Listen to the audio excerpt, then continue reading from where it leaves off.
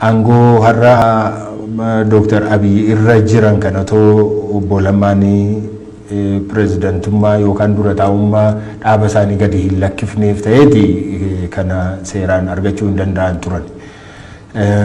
Kanaaf isaaniif ulfina guddaa kennuu ture jedheen amanaa tariitii kennaafii jiru ta'a hin jiran ta'a hin beeku. Garuu miidiyaa marraa baduu isaanii eega yeroo sanatti waa'ee isaanii dhaga'uu dhabuun keenya akka nama siyaasaatti yeroo akkasumatti hin teenye yoo laalle rakkoon guddaa akka jiruu fi isaan gidduu wal dhibdeen akka jiruu fi yaada tokko qabaachaa akka isaan hin jirre qofaadha kanani dubbachuu kana hin danda'u.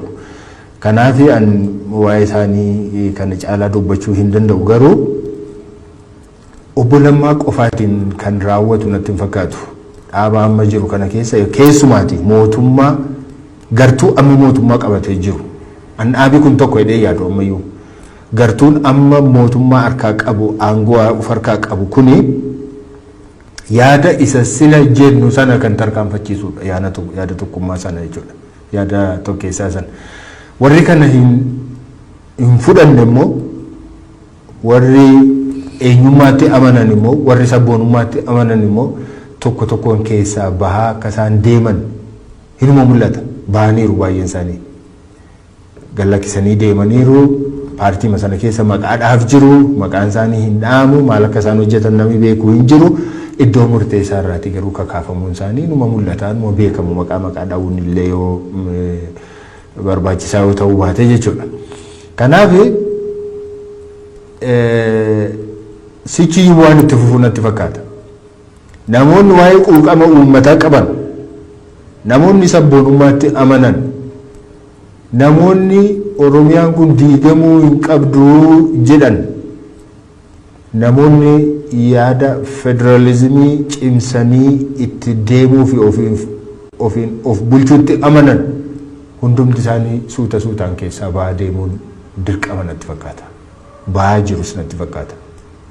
Namoonni tokko amma maallaqaan kan goonfaman jiru kan dhugaatti fakkaatee jiru tokko immoo kan hojii hin qabne bakka adda addaatti ogummaa adda addaatis kan hin qabne kan akka carraatti fayyadamanii wajjin bira dhaabbachuudhaaf waa barreessuudhaaf miidiyaatti bahanii dubbachuudhaaf feesbuukii irratti yookaan karaa adda addaa barreessuudhaan namoonni isaan gargaaraa jiran isaanillee turanii gaafa dubbichi ifa ta'a yeroo dhufu waan keessaa bahaa waan deeman natti fakkaata.